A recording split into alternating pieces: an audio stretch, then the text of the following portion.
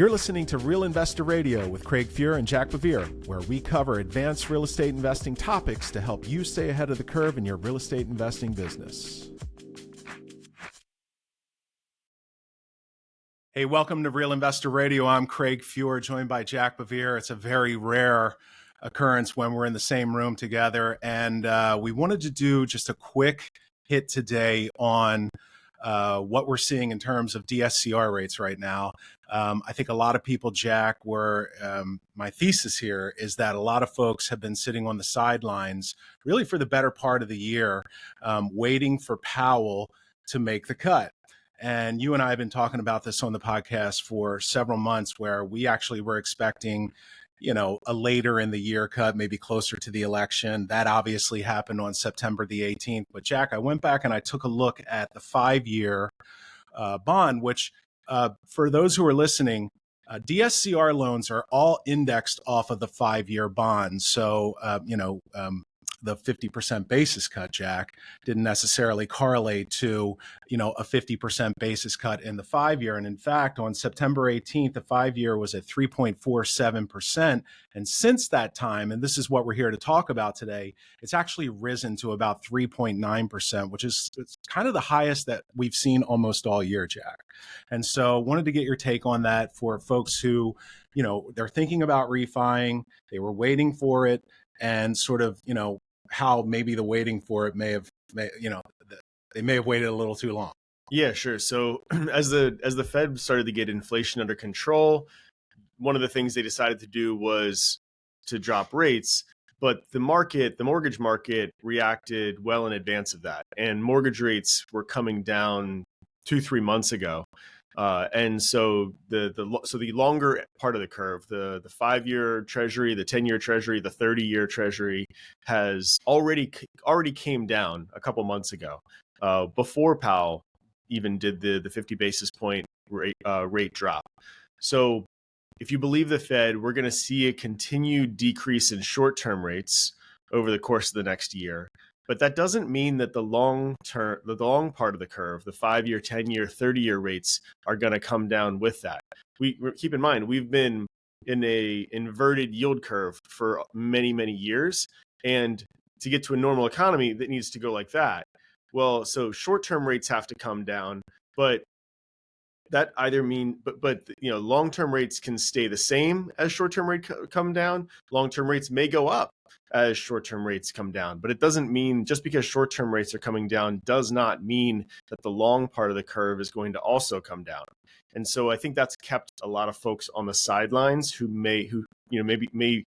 should be pulling the trigger, in my opinion, on doing refinances. Something that we're seeing in our real estate business is that showings are slow right now.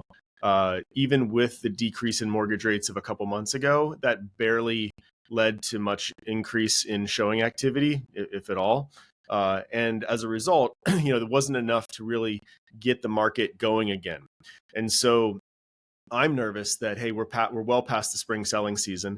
We're going into the winter here, and we're going into the winter. And if investors who keep dropping prices begrudgingly, right? Sort of to catch the sale. Right? Yeah, right. Exactly. Like that they're going to be catching a falling knife, and that they're going to be trailing the market down and just frankly wasting money on carry throughout the course of the winter.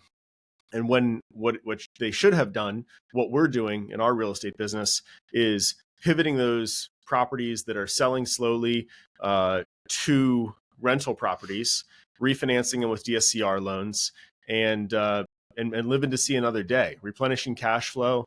And because I think that we're going to see better buying opportunities as a result of that on the as-is pricing side of things. But you can only take advantage of that if you've got, if you've replenished your cash and you've got, dry powder to work with.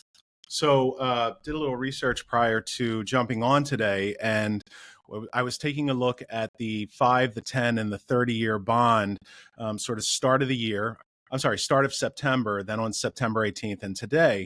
All three of those have risen. The 5-year bond is actually up about 45 bips. The only bond that has not risen and actually has gone down is the 2-year. And my feeling is what the bond market is always a future looking market, right?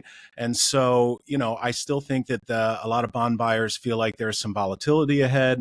We've got a kind of a crazy election season happening. There's a lot of stuff going on politically. The country has got $35 trillion of debt, adding another trillion every 90 days. And I just think that the bond market is saying, hey, we feel a little safer right now in sort of this murky, Fed time for a shorter term bond.